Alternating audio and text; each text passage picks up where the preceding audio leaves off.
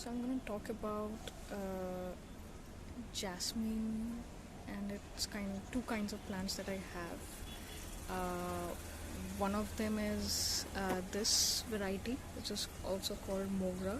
The flower looks something like this, and it has various. I have two of these, so I'm going to also show you a new one. This one is relatively a year old.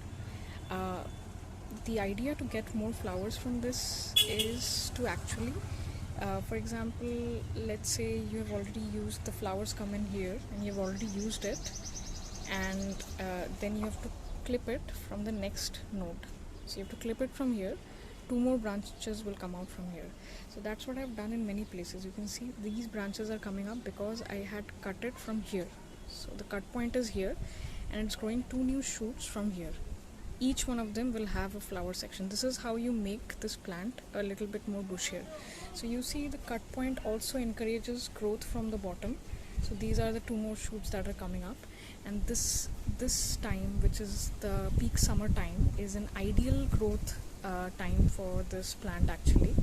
And it grows really well. It has consistent buds coming out, and you see most of this plant has been destroyed because it got severely affected by cyclone, but even then, right after that, it bounced back, like with minimal number of leaves. This is still giving flowers. So this is completely filled with buds, this is completely filled with buds, even after most of the leaves being destroyed by the cyclone Amphan. So you can see that I have given it some fertilizers. This root was exposed because of the storm, but I have given it a little bit of fertilizer. I use rose fertilizer. Whatever fertilizer I give to the rose plant, I give the same to the flowering plants because it really grows well. It continuously buds, and we actually use this for those pujas and all of that. So you see these. Even after the storm, this is growing new branches out of every node, and this will slowly grow into new of them. All of these were filled with leaves, and those are gone after the storm, but it still continues to flower without any much of leaves.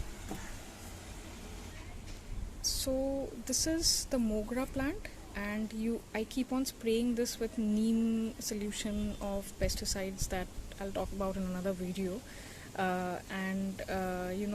These get very easily infected, and you have to check out the leaves from the bottom to see whether they are infected or not, and you have to remove those leaves because otherwise it will infect the entire set of plants. And that's pretty much it. See, you can see the shoots coming out from here and here. You have to keep cutting it from the tops. You have to make it bushier, you have to keep clipping it. So when it's smaller, you have to keep cutting it so that more branches come off from the nodes. For example, I'll show you another example. You see I've cut this branch from here, and two more branches have come up filled with flowers. Similar with this branch. So that happens with all of them. So I'm going to show you again. You see I've cut it from here, and two more branches come up. With every branch is filled with flowers. So you see this is a bud that is coming out, this is a bud that is coming out. All of them are being encouraged by cutting it. For example, if this is a branch and it's not giving any buds, so I will just clip it from here, and it will encourage more growth from this point. I'm going to show you another type of jasmine plant that I have. It's called Kunda jasmine. So this is another jasmine plant which is called Kunda jasmine. This doesn't flower during peak summer months. It flowers during late winter, spring season, and also flowers between early summer, that is till April. It will flower, but after that it doesn't flower. So you'll see that there's literally no buds there. You can Google for Kunda, Kunda jasmine. This is that. The leaves look like this, and the same rule applies for this as well. So now when it's not a flowering season, what I've done is I have pushed a lot of cuttings. I've cut a lot of pieces so that new growth is pushed from various branches.